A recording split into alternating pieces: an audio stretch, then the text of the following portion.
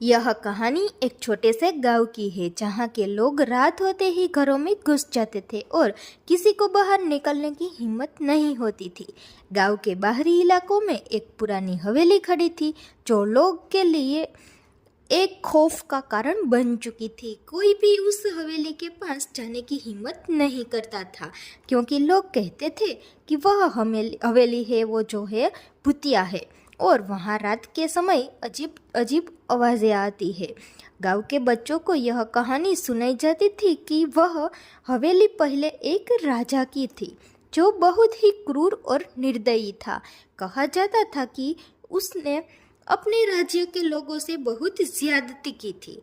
उसकी अत्याचारों के कारण एक दिन उसके राज्य के लोग एक साथ आकर उसके खिलाफ विद्रोह कर बैठे। राजा ने अपनी जान बचाने के लिए भागने का प्रयास किया लेकिन वह हवेली में ही मारा गया। तब से लेकर आज तक उस हवेली में किसी भी तरह की खुशहाली नहीं रही। लोग कहते थे कि राजा की आत्मा अभी भी हवेली में बसी हुई है और वहाँ आने वाले किसी भी व्यक्ति को अपना शिकार बना लेती है। किसी भी रात के समय हवेली के पास से गुजरने पर एक अजीब सी हवा चलने लगती और कई बार तो हवेली से अजीब अजीब चीखने की आवाज़ें भी आती थी।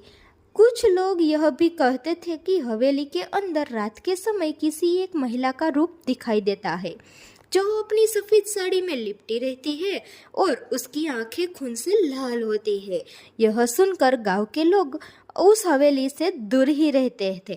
एक दिन गांव में एक युवक अजय आया। अजय एक साहसी और दिलेर लड़का था। उस डर से कुछ खास मतलब नहीं था और उसने सुनी सुनाई बातों पर कभी विश्वास नहीं किया था।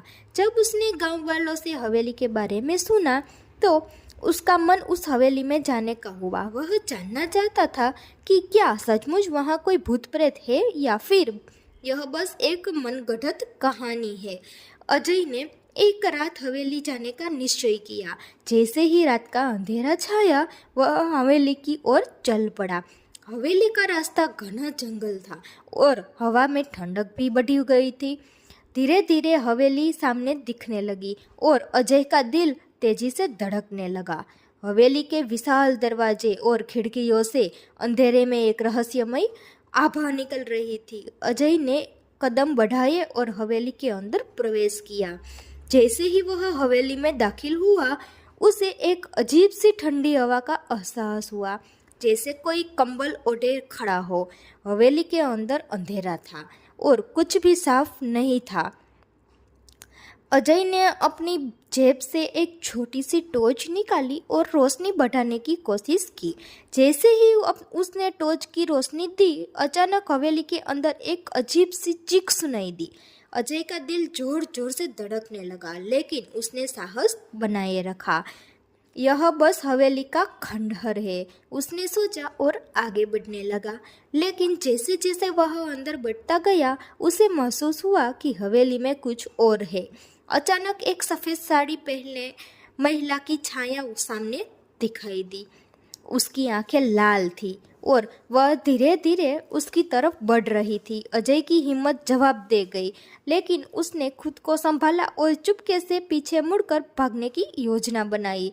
जैसे ही वह मोड़ पर मुड़ा महिला की कटी हुई आवाज़ सुनाई दी, तुमसे पहले भी कई लोग आए थे पर कोई भी नहीं बचा। अजय ने डरते हुए पलटकर देखा। महिला का चेहरा अब बिल्कुल निखरा हुआ था और उसकी आंखों से खून टपक रहा था। उसका चेहरा विकृत हो चुका था और उसकी हंसी गहरी और डरावनी थी। अजय का दिल जोर जोर से धड़कने लगा और वह बिना कुछ सोचे हवेली से बाहर भाग खड़ा हुआ। वह भागते भागते जैसे ही गांव के पास पहुंचा उसकी सांसें अटक गई। उसका चेहरा सफ़ेद हो चुका था और वह कांप रहा था।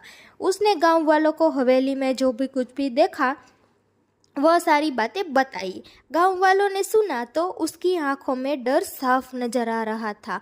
वे जानते थे कि अजय अब तक कभी भी उस हवेली के पास नहीं जाएगा। अजय ने फिर कभी हवेली का नाम भी नहीं लिया। उसके बाद से वह पूरी तरह से बदल चुका था। उस रात के बाद हवेली की ओर जाने की किसी और की हिम्मत नहीं दिखाई। लोगों को अब यह यकीन हो गया था कि हवेली सच में भूतिया थी और वह अजय की कहानी ने उनका डर और भी बढ़ा दिया था। आज भी उस गांव में लोग हवेली के पास जाने से डरते हैं और रात के समय कोई भी वहां का रास्ता नहीं अपनाता। हवेली कभी अभी भी खड़ी है, अंधेरे में डूबे हुए और किसी के द्वारा छोड़े जाने का इंतजार कर रही है।